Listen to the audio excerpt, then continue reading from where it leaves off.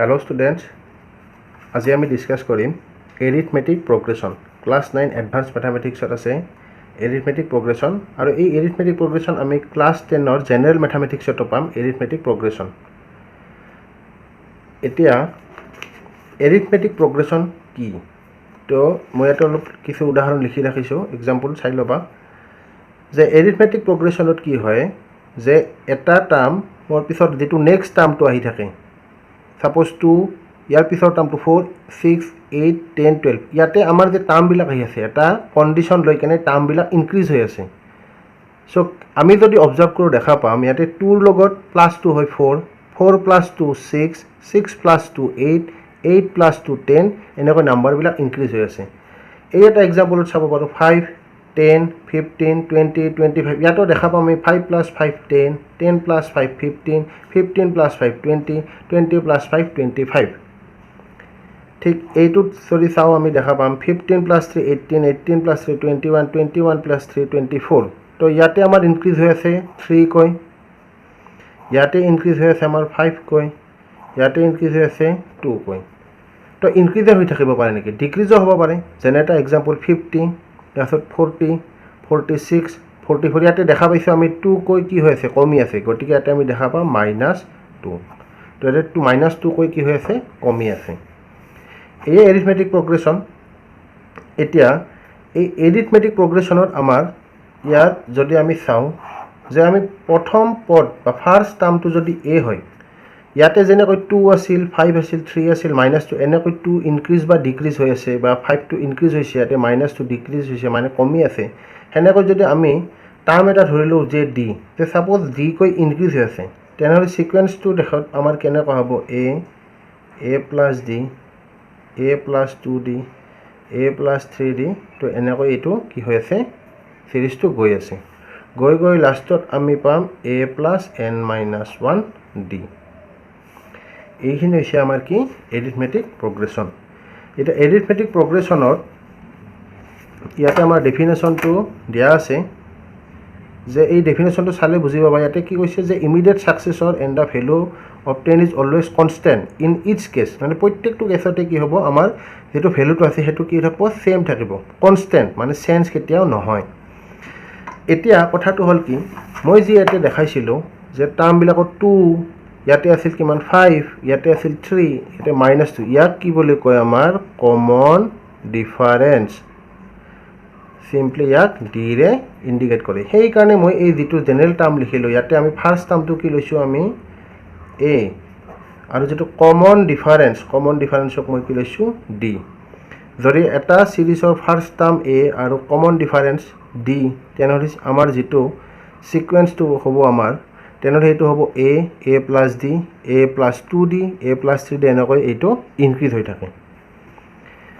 Suppose d কেতিয়াবা minus হ'ব পাৰে এটোৰ ক্ষেত্ৰত d আমাৰ কি হৈ আছে মাইনাস যে ইনক্ৰিজ হৈ থাকিব কথা নাই যেতিয়া আমি d ৰ ঠাইত মাইনাস পুট কৰিম তেতিয়া কি হৈ যাব কমি থাকিব সাপোজ a 50 d = -2 তেনেহলে a 50 a + d মানে a - 2 48 a - 2 * 2 4 46 এনেকৈ আমাৰ ভ্যালুটো কি হৈ আছে কমি আছে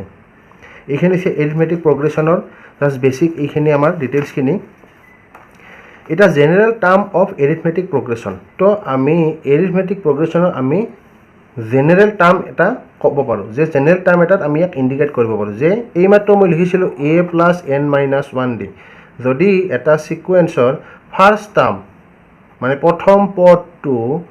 যদি a হয় এন কমন ডিফাৰেন্স সাধাৰণ কমন যেটো পাৰ্থক্য এটো যদি d হয় তেনেহলে আমাৰ সিৰিজটো হ'ব a + d অলৰেডি লিখিছো a + 2d এনেকৈ গৈ লাষ্টত লিখিছো a + n - 1d এই যে tn = a + n - 1d লিখিলো এটো হৈছে এটা এৰিথমেটিক প্ৰগ্ৰেশ্যনৰ এটো হৈছে কি জেনাৰেল টাৰ্ম ঠিক আছে ইয়াতে লিখা আছে জেনাৰেল টাৰ্ম তো tn = a + n -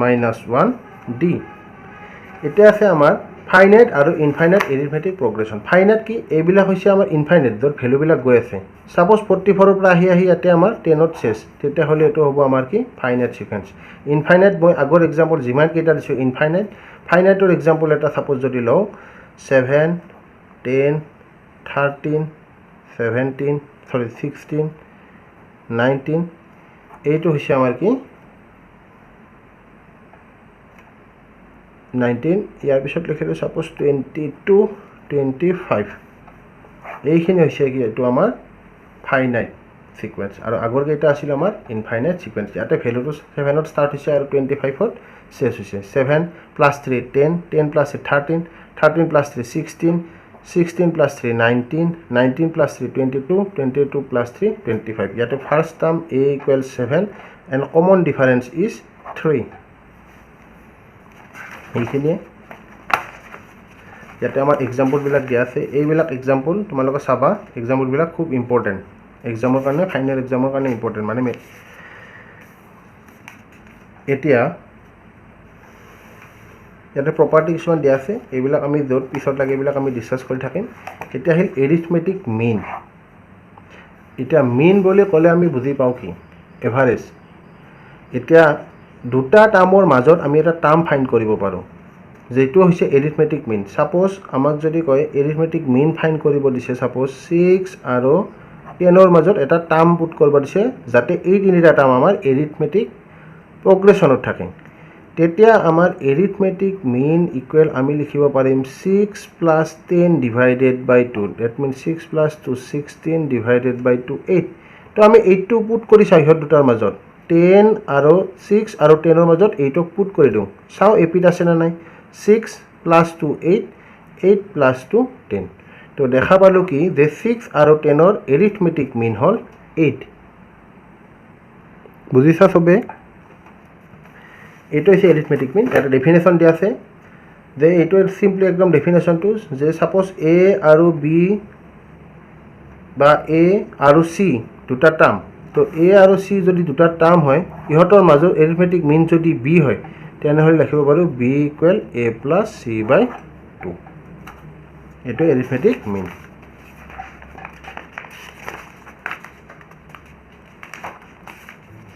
এতিয়া আমি ডিছকাছ কৰিম এক্সাৰচাইজ 6.2। ইয়াতে এক্সাম্পল বহুতবিলাক এক্সাম্পল আছে, এই প্ৰত্যেকটো এক্সাম্পলে তোমালোকে চোৱাটো দৰকাৰী, এক্সামৰ কাৰণে ইম্পৰ্টেণ্ট আছে। এক্সাৰচাইজ 6.2 দীঘল আছে, গতিকে গোটেইবিলাক কাভাৰ কৰা পচিবল নহ'ব। মই যিমানখিনি সম্ভৱ মই কৰি দিম, বাকী তোমালোকে নিজে ট্ৰাই কৰিবা, নোৱাৰিলে জনাবা। এক্সাৰচাইজ 6.2 ইয়াত দিছে choose the arithmetic progression from the following sequence. তলৰ এইকেইটাৰ ভিতৰত কোনটো এৰিথমেটিক প্ৰগ্ৰেশ্যন হয় নে নহয় আমাক চেক কৰিব কৈছে। তো আমি চাওঁ, ইয়াতে আছে 4 নম্বৰ 1ৰ 1টো আছে 4 8 12 16 20। দেখা পাইছোঁ কি 4 + 4 8, 8 + 4 12, 12 + 4 16, 16 + 4 20। তো দেখা পাইছোঁ আমাৰ 4 ডিফাৰেঞ্চত এইটো ইনক্ৰিজ হৈছে, গতিকে নাম্বাৰ 1টো এৰিথমেটিক প্ৰগ্ৰেশ্যন হয়। 2 নম্বৰটো যদি চেক কৰোঁ, আমি কি কৰিম, ছেকেণ্ড টাৰ্মৰ পৰা এইটো টাৰ্ম, ইয়াৰ পৰা এইটো টাৰ্ম, এইটোৰ পৰা এইটো টাৰ্ম আমি মাইনাছ কৰিম। মানে ছেকেণ্ড টাৰ্মৰ পৰা ফাৰ্ষ্ট টাৰ্ম, থাৰ্ডৰ পৰা ছেকেণ্ড, ফ'ৰ্থৰ পৰা থাৰ্ড, যেতিয়া মাইনাছ কৰি ডিফাৰেঞ্চটো ছেম পাম, তেনেহ'লে এইটো আমি ক'ব পাৰিম এৰিথমেটিক প্ৰগ্ৰেশ্যন হয়। তো 2 নম্বৰটো একবাৰ চেক কৰি চাওঁ কি আছে। তো 3/2 - 5/2 কৰোঁ, কিমান আহে LCM 2। তো এইফালে আহে 3 - 5 - 2/2 - 1। তো ফাৰ্ষ্ট দুটা টাৰ্মৰটো ডিফাৰেঞ্চটো পালোঁ কিমান, -1। নেক্সট আমি এবাৰ ফ'ৰ্থ আমাৰ যিটো টাৰ্ম আছে, থাৰ্ড টাৰ্মৰ পৰা এইবাৰ আমি ছেকেণ্ড টাৰ্মটো মাইনাছ কৰিম, হাফ -3/2। ইয়াতে আহিল 2 1 - 3 -2/2 -1। দেখা পালোঁ ছেম আছে। আৰু এটা চেক কৰি চাওঁ, এবাৰ ফ'ৰ্থ টাৰ্মটোৰ পৰা থাৰ্ড টাৰ্ম, ফ'ৰ্থ টাৰ্ম আছে আমাৰ -1/2, ইফালে দিলোঁ -1/2। তো ইয়াতে আহিল LCM 2, ইফালে -1 -1 -2/2 -1। দেখা পালোঁ ছেম আছে, গতিকে আৰু পিছৰ পিনে তোমালোকে চেক কৰি চাবা। তো গতিকে ক'ব পাৰোঁ নাম্বাৰ 2টো আমাৰ এৰিথমেটিক প্ৰগ্ৰেশ্যনত হয়। তো আমি চেক কেনেকৈ কৰিলোঁ, suppose A1 A2 A3 A4 এই এটা আমাৰ এৰিথমেটিক প্ৰগ্ৰেশ্যন। তো এইটো আমাৰ এপিত আছে নে নাই সঁচাকৈ চেক কৰিম কেনেকৈ, A2 - A1, ইয়াৰ পৰা এইটো মাইনাছ কৰিম, A3 minus A2 থাৰ্ডৰ পৰা সেকেন্ড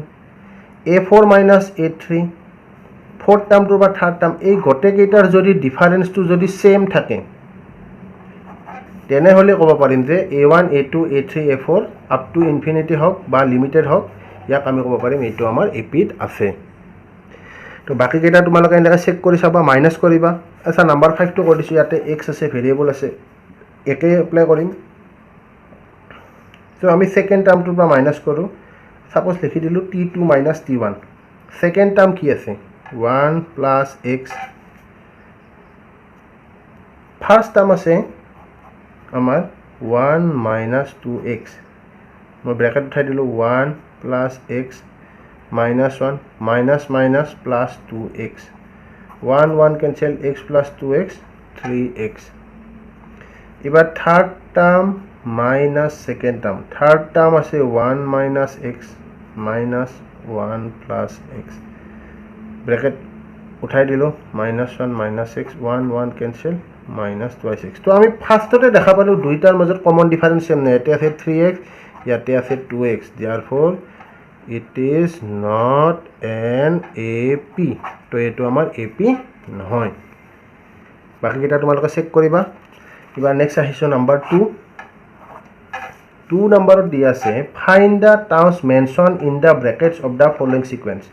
এই 2 নম্বৰ কোৱেশ্চনটো সলভ কৰাৰ আগতে আমি জেনাৰেল টাৰ্ম এই মাত্ৰ পঢ়ি আহিছিলো জেনাৰেল টার্মটো কি আছিল যে a plus n minus 1 দি যদি এটা সিকোয়েন্সৰ আমি ফাৰ্স্ট টাৰ্ম আৰু কমন ডিফাৰেন্সটো যদি আমি উলাব পাৰো সেই টাৰ্মটোত আমি যি কোনো টাৰ্ম উলাব পাৰিম এই tn equal a plus n minus 1 the n to বুজাইছে কিমান নাম্বার টাৰ্মটোৰ আমাৰ প্ৰয়োজন আছে suppose 5th number 10 number 100 1000 10000 G হোক জিটো নাম্বাৰৰ টাৰ্ম লাগে সেই হিচাপতে এৰ ঠাইত ফাৰ্স্ট টাৰ্ম ডিৰ ঠাইত কমন ডিফাৰেন্স আৰু জিটো টাৰ্ম লাগে সেই টাৰ্মটোৰ পৰা -1 কৰি ডি লগত মাল্টিপ্লাই কৰি a প্লাস কৰি দিলে হৈ যায় কোৱাতে বুজতে অসুবিধা যেন লাগে আমি যেতিয়া এক্সাম্পল কৰিম ইজি হৈ যাব চাবা টুৰ আমি প্ৰথম নাম্বাৰ ফাৰ্স্ট কোৱেশ্চনটো লৈছো দিয়া আছে 9 7 5 3 এনেকৈ আমাৰ উলাব লাগে আপ টু 15 টাৰ্ম 15 নাম্বাৰ টাৰ্মটো ফাইন্ড কৰিব লাগে যদি চাও ইয়াতে ফাৰ্স্ট টাৰ্ম কি আছে আমাৰ 9 সো লিখিম first term a equal 9 common difference d equal second term minus first term 7 minus 9 minus 2 এতিয়া কথাটো হল কি ইয়াতে অলরেডি আমাক কোৱেশ্চনত কৈ দিছে যে find the term mention in the brackets of the following sequence এইকেইটা আমাৰ এপিত আছে বল অলৰেডি মেনশন আছে কাৰণে আমাক 15 20 এনেকা টাৰ্ম বিলাক ওলাব দিছে গতিকে আমি আৰু ইয়াত ভেৰিফাই কৰি নাথাকো যে এটো এপিত আছে না নাই আছে কাৰণে আমাক এই টাৰ্ম বিলাক ওলাব দিছে গতিকে ফাৰ্স্ট টাৰ্মটো আমি ধুনিয়াকৈ লিখি লম যেটো ফাৰ্স্ট আছে হেটোৱে first term common difference just second টাৰ্মটোৰ পৰা ফাৰ্স্ট টাৰ্মটো তুমি মাইনাস কৰি দিলে হৈ যাব তো দেখা পালো কিমান -2 ইহতে আমাক ওলাব কি দিছে 15 that means n equal 15 number টার্মটো লাগে মানে t suffix 15 equal question mark তো ফর্মুলাটো আমি তো জানো কি আছিল যে tn equal a plus n minus 1 d এতিয়া যেহেতু আমাক কিমান নাম্বার টার্মটো লাগে আমাক এতে 15 নাম্বার গতিকে এটা লিখিলো t15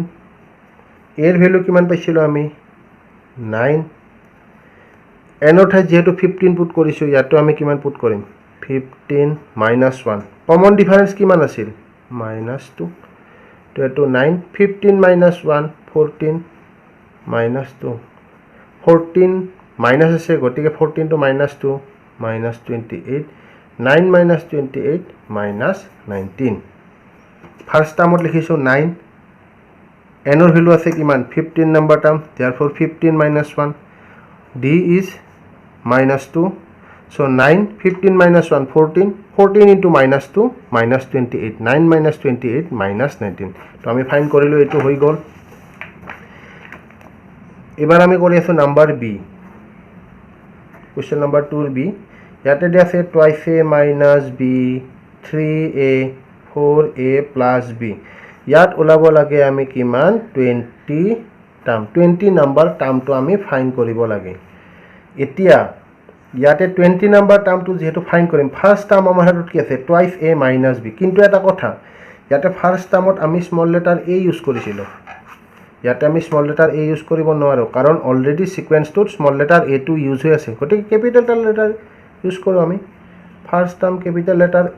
a মানে ফাৰ্ষ্ট টাৰ্ম কেপিটেল লেটাৰ শো কৰিছো twice a minus b common difference small letter d use কৰিব পাৰো কেপিটেল লেটাৰো গতিকে common difference small letter d 3a second term minus first term যদি ব্ৰ্যাকেট তো উঠাই দিও 3a minus twice a minus a minus a plus b 3a minus twice a plus b so common difference পাই গলো আমি কিমান a plus d আমাক লাগে কিমান term 20 term we know t and equal to a plus n minus 1d where a is the first term n is the required number of term and d is the common difference so tn n or value কিমান আছে ইয়াতে 20 ইহতক আমাৰ tn or যদি চাও t20 number টাৰ্মটো প্ৰয়োজন তো t20 put কৰিলো এৰ ঠাইত পাইছো আমি কিমান twice a minus b n or value হ'ব 20 minus 1 d আমি পাইছো a plus b তো ব্র্যাকেট উঠাই দিও twice a minus b 20 minus 1 মানে 19 a plus b so twice a minus b 19a 19b so twice a plus 19a 19 plus 2 21a 19b minus b 18b so আমি 20 number term to কিমান পালো 21a minus 18b ইয়াতে বলছি 3 common লব পাৰিম 3 common ললেতে 7a বা 6b ইয়াতে আনসাৰটো লিখিলো কোনো ভুল নহয় বা এইখিনি লিখি দিব পাৰি কোনো কথা নাই তো 20 নাম্বাৰ টাৰ্মটো ফাইন হৈ গল তো বাকি কেটা ট্রাই করবা x আছে 0.2 আছে 0.1 আছে একো নাই জাস্ট ডেসিমেল আছে 0.1 এর পৰা ইয়াতে first term 0.2 common difference 0.1 minus 0.2 কৰিলে হল যেটো কমন ডিফাৰেন্স পাম এতে n এৰ ভ্যালু 17 জাস্ট ভ্যালু পুট কৰি দিল হল ইয়াতে x - 2 আছে কমন ডিফাৰেন্স হ'ব 4x - x - 2 সো বাকিখিনি ক্যালকুলেশন কৰিবা কি আহে মোক জনাবা 2 1 আৰু 2 এই দুটা যিখিনি ম্যাথছ মই ইয়াতে কৰি দিয়া নাই ভিডিওত সেইখিনি তোমালোকে ট্ৰাই কৰিবা নোৱাৰিলে কমেন্ট সেকশনত জনাই দিলে হল মই হেবিলাক পুনৰ পুনৰ আৰু ভিডিও বনাই হেবিলাক মই কৰি দি দিম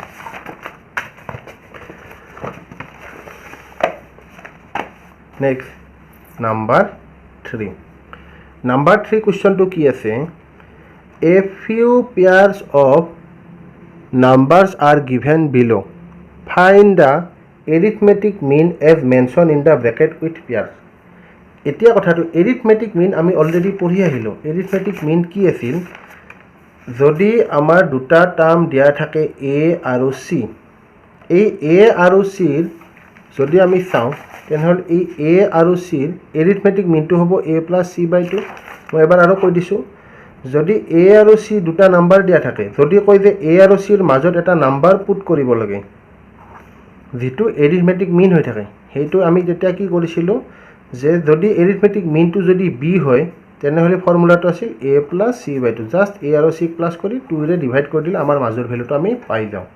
এটা एग्जांपल দিছিলো যে 6 আৰু 10 ক 2 ৰে ডিভাইড কৰতে 8 পাইছিলো এটো হৈছে মাজৰ ভ্যালু যেটো 6 8 10 arithmetic mean আছে কাৰণ কমন ডিফাৰেন্স 2 ইয়াতে দিছে কি আমাক টাৰ্ম দিয়া আছে এই টাৰ্ম দুটাৰ মাজত চাৰিটা arithmetic mean ফাইন্ড কৰিব লাগে 4 arithmetic mean কিন্তু আগৰ কোশ্চনটোত বা মই যেতিয়া তোমালোকক arithmetic meanৰ কনসেপ্টটো ক্লিয়াৰ কৰাইছিলো তেতিয়া কিন্তু মই কি কৈছিলো জাস্ট এটা ভ্যালু পুট কৰাৰহে ওপৰত কথা কৈছিলো চাৰিটা তিনিটা দুটাৰ ওপৰত কোৱা নাই তো এটা চাৰিটা পাঁচটা 10টা 20টা যদি এনেকা ভ্যালু পুট কৰিব কয় তেতিয়া আমি কেনেদৰে কৰিম চাবা ইয়াতে এটা ফৰ্মুলা আছে মই কিতাপৰ পৰা তোমালোকক দেখাই দিছো the insert n numbers of arithmetic mean between any two terms যে যিকোনো দুটা টাৰ্মসৰ মাজত আমি n টা নাম্বাৰস আমি arithmetic mean কেনেকৈ বহাম সো একদম ফৰ্মুলাটো ইজি কৈ আছে সো এই যেটো n number of arithmetic mean বহুৱাৰ কাৰণে আমি প্ৰথমতে লাগিব আমাক তাৰ কমন ডিফাৰেন্সটো সেই সিকোয়েন্সটোৰ কমন ডিফাৰেন্স ওলোৱা ফৰ্মুলাটো হৈছে d = c - a divided by n plus 1 ফৰ্মুলাটো মই লিখি দিছো d equal c minus a divided by n plus 1 এতিয়া ইয়াতে c টো কি আছিল যে কৈছে যেন a আৰু c ৰ মাজত নাম্বাৰ পুট কৰিব লাগে কেইটা যে n টা n নাম্বাৰস যেহেতু n নাম্বাৰ পুট কৰিব লাগে গতিকে ইয়াতে a আৰু c যি দুটা ভ্যালু আছে বহাই দিম সাপোজ কৈছে যে আমাৰ কোৱেশ্চনটোত কি আছিল যে পুট কৰিব দিছিল 8 আৰু -7 সাপোজ a হৈছে আমাৰ 8 আৰু c হৈছে আমাৰ -7 তো 8 আৰু -7 ৰ মাজত কেইটা কৈছিল 4 গতিকে n = 4 তো এই ভ্যালুখিনি লৈ আমি যদি এতে বহাই দিও 8 সরি এতে c ৰ ভ্যালু আছে আমাৰ -7 -7 -8 divided by 4 ৰ ভ্যালু আছে 4 + 1 4 + 1 5 7 -8 -15 তেনে হলে কিমান হল -3 তেনে নাম্বার 1 টোৰ কাৰণে আমি পাই গেলো কমন ডিফাৰেন্স কিমান -3 তো কমন ডিফাৰেন্স -3 হোৱাৰ লগে লগে তোমাক চাৰিটা ভ্যালু পুট কৰিব লাগে তো চাৰিটা ভ্যালু যদি আমাৰ এতে যদি আমাৰ ফাৰ্স্ট টাৰ্মটো 8 আছে তো সেকেন্ড টাৰ্ম আমি চাৰিটা ভ্যালু লিখিব লাগে গতে t1 বুলি লিখি দিও t1 = 8 প্লাস আমাৰ কিমান হ'ব d তো d ৰ ভ্যালু 8 - 3 কিমান হল 5 t2 = t1 plus d t1 মানে কিমান পালো 5 d ৰ ভ্যালু কিমান আছিল -3 তো 5 - 3 কিমান 2 t3 লাগে t3 = লিখিম আমি t2 plus d t2 value কিমান পালো 2 d ৰ ভ্যালু কিমান -3 -1 t4 = t3 plus d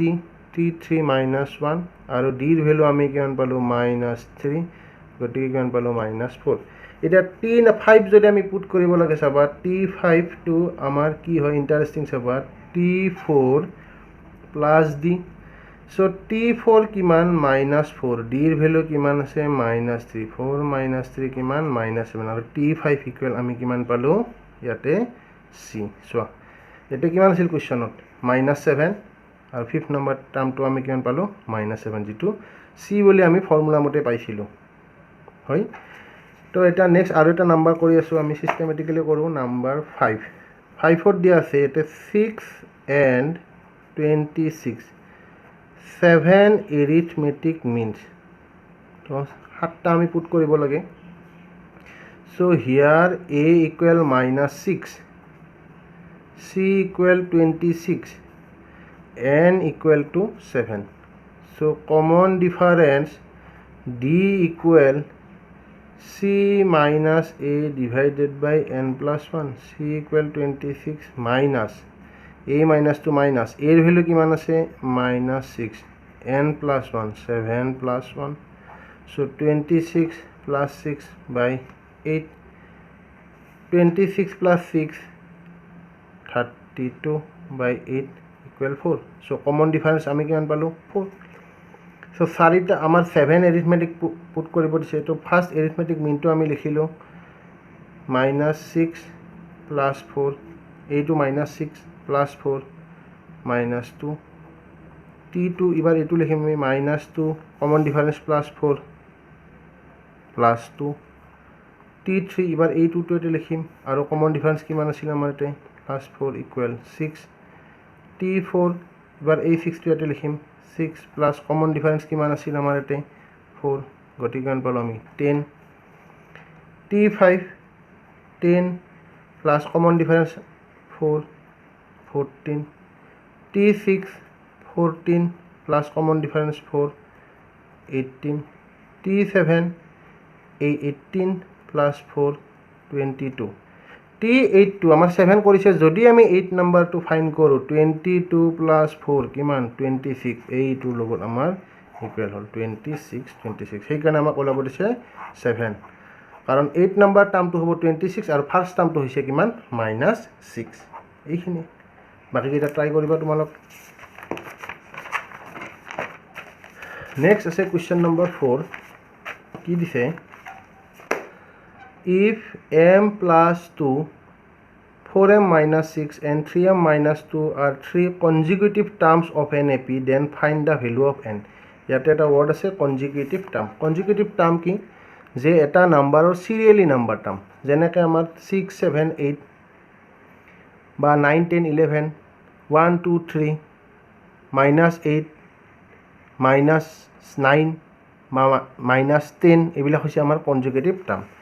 এতিয়া কৈছে কি যে তিনিটা কনজুগেটিভ টার্ম দিছে m+2 4m - 6 and 3m - 2 are three consecutive terms of an AP মানে এটা এপিৰ সিৰিয়ালি থকা তিনিটা term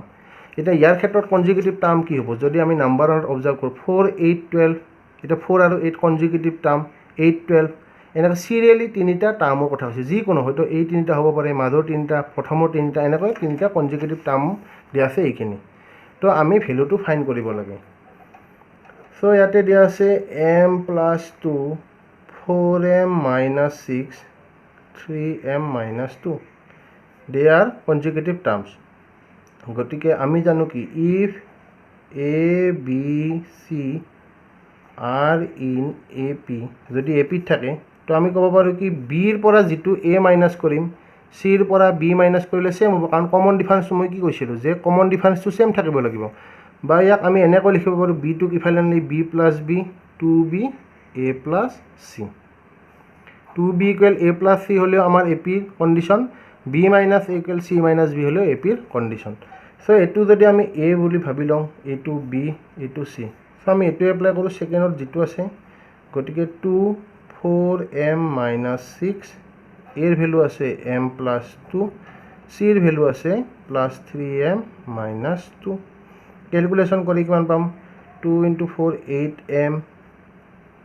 6 * 2 -12 m+2 3m - 2 +2 - 2 cancel 3m + m 4m মই 4m ক ইফালে লৈ আহিলো লেফট সাইডৰ পিনে মাইনাস হল -12 ক ৰাইট সাইড লৈ +12 8m - 4 4m ইফালে আহিল 12 সো m = 12/4 = 2 এটা 4 মাল্টিপ্লাই হৈছিল রাইট সাইডে লৈ আহাৰ লগে লগে এটো কি হল ডিভাইড গতিকে 12/4 = 3 সো আমাক m ৰ ভ্যালু ফাইন্ড কৰিব দিছিল আমি কিমান পালো 3 নেক্সট এটো কোৱেশ্চন নাম্বাৰ 5 টো কি দিছে in an AP the fourth term is 10 times the first term এটা কোৱেশ্চনটো ইন্টারেস্টিং চাবা যে এটা AP যেটো fourth term টো আছে সেই টার্মটো যেটো ফার্স্ট টাৰ্মৰ 10 টাইমস এজ এ এক্সাম্পল আমি এটো চাব পাৰো কোৱেশ্চন নাম্বাৰ 1 ত যদি এক্সাম্পল হিচাপত লও ইয়াতে আমি কি দেখা পাও যে ইয়াৰে ফিফথ টাৰ্ম এতে ফিফথ টাৰ্মটো কি আছে 20 ই ফাৰ্স্ট টাৰ্মৰ কিমান টাইম ফাৰ্স্ট টাৰ্মটো আছিল কিমান 4 তো 4 ৰ লগত 5 মাল্টিপ্লাই কৰি 20 পাইছো মানে এই কোৱেশ্চনটো যদি আমি এনেকৈ কওঁ যে এটা এপি আছে যেটো এপি ফিফথ টার্মটো ফার্স্ট টাৰ্মৰ ফিফথ টাইমস মানে কি আলটিমেটলি ফার্স্ট টার্মটো আছিল 4 মাল্টিপ্লাইড বাই 5 ইকুয়াল কিমান পালো 20 যেটো এই এপিটোৰ কিমান নম্বৰ টাৰ্ম ফিফথ টাৰ্ম ঠিক আছে তো এনেকৈ যদি আমি এই নাম্বাৰ 7 নাম্বাৰটোৰ ক্ষেত্ৰতো আমি এটা কথা ক'ব পাৰো যে এটা এপিৰ সেকেন্ড যেটো আমাৰ ফিফথ টাৰ্ম হেটো সেকেন্ড টাৰ্মৰ 8 টাইমস হয় না নহয় চাও এতে 3 আছে সেকেন্ড টার্ম ফিফথ টাৰ্মৰ আছে 24 ইয়াৰ লগত আমি 8 মাল্টিপ্লাই কৰো 8 * 3 কিমান 24 ঠিক এনেকুৱা ধৰণৰ এটা কন্ডিশন এই এপিটোটো দিয়া আছে তো এইটোৰ সলিউশনটো আমি কেনেকৈ ফাইন্ড কৰিম চাও বুজিব চেষ্টা কৰিবা তো ইয়াতে আমি এটা কাম কৰো let the first term equal a common difference equal d এটা কথা হল যেতিয়া আমাৰ এটা এপিৰ ম্যাথছ কৰিম সেই ম্যাথছটো কৰোতে যদি আমাৰ ফাৰ্স্ট টাৰ্ম আৰু কমন ডিফাৰেন্স ইয়াৰে দুটাৰ যিকোনো যদি এটা মিসিং থাকে তেনেহলে আমি হেতু ধৰি ল'ব লাগিব কাৰণ মানে ফাৰ্স্ট টাৰ্ম আৰু কমন ডিফাৰেন্স এটা এপিৰ মেইন বস্তু এখিনি আৰু এই মেইন এই বস্তুখিনি নোহোৱাকে তোমালোকে এটা এপিৰ ম্যাথছ এটা কৰোতে প্ৰবলেম পাবা বা সমাধান বা সলিউশন নাহিবই গতিকে যেহেতু এই এপিটোত আমাৰ কোৱেশ্চনটোত এটা জাস্ট কন্ডিশন দিয়া আছে কোনো ধৰণৰ কোনো ইয়াতে ফাৰ্স্ট টাৰ্ম নাই কোনো কমন ডিফাৰেন্স নাই যেহেতু নাই গতিকে আমি এই এপিটোত ফাৰ্স্ট টাৰ্মটো আৰু কমন ডিফাৰেন্সটো আমি ধৰি ল'ব লাগিব আৰু এই দুটা ধৰি ললো মানে এই ভেৰিয়েবল দুটাৰ সহায়ত আমি ইয়াতে কন্ডিশনখিনি এপ্লাই কৰি ইয়াৰ আৰু a আৰু d ৰ ভ্যালুটো আমি ফাইন্ড কৰিব পাৰিম আৰু এবাৰ ফাইন্ড কৰা হোৱাৰ পিছত আমি এপিটো পাই যাম তো চাও ইয়াতে কৈছে যে the fourth term is 10 times the first term গতিকে fourth term to কি হ'ব গতিকে fourth term to ধৰি ললো t4 ই first term toৰ কিমান টাইমস 4 টাইম যে first term to লগত 4 মাল্টিপ্লাই কৰিলে আমি কিমান পাম সৰি first term to লগত 10 ফাৰ্ষ্ট টাৰ্মটোৰ লগত যদি আমি 10 মাল্টিপ্লাই কৰোঁ তেনেহ'লে আমি কি পাম ফ'ৰ্থ টাৰ্মটো পাম the fourth term is 10 times the first term এতিয়া আল্টিমেটলি 10 ইনটু a মানে 10a t4 আমি জেনেৰেল টাৰ্ম এটা পাইছিলোঁ যে tn equal a plus n minus 1d ইয়াতে আমাৰ t4 আছে যদি মই 4 পুট কৰোঁ ফাৰ্ষ্ট টাৰ্মটোতো a আছে 4 মাইনাছ 1 এতিয়া d তো আল্টিমেটলি লিখিব পাৰিম a প্লাছ 3d সো ইয়াতে মই t4 ঠাইত লিখিব পাৰিম a প্লাছ 3d এটা কাম কৰোঁ এটো a আছে সো এটোক মই ৰাইট সাইডে লৈ গৈ যাওঁ 10a minus a equal to 9a ইফালে আছিল 3d so 3 the 9 it is 3 cancel so it will 1 so d equal to 3a तो আমি গম পালো কি যে কমন ডিফারেন্স টু ফার্স্ট টাৰ্মৰ 3 টাইমস মানে a ইয়াৰ পিছৰ টাৰ্মটো a plus 3a তাৰ পিছৰ টাৰ্মটো a plus 2 into 3a এনেকৈ নাম্বাৰটো আমাৰ ইনক্ৰিজ হৈ থাকিব then show that the sixth term is 4 times the second term এটা শো কৰিব দিছে যে এই সেম এপিটোৰে 6 টাৰ্মটো সেকেন্ড টাৰ্মটোৰ 4 টাইমস তো 6 টাৰ্মটো কিমান হ'ব t6 equal a plus 6 minus 1d so a plus 5d এতিয়া a plus 5d আছে আমি কিমান পালো ইয়াতে চাই লবা a plus 5d so implies t6 equal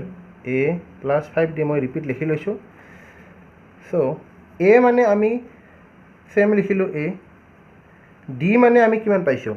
d মানে অলৰেডি আমি উলাই লৈছিলো কিমান পাইছিলো d equal 3a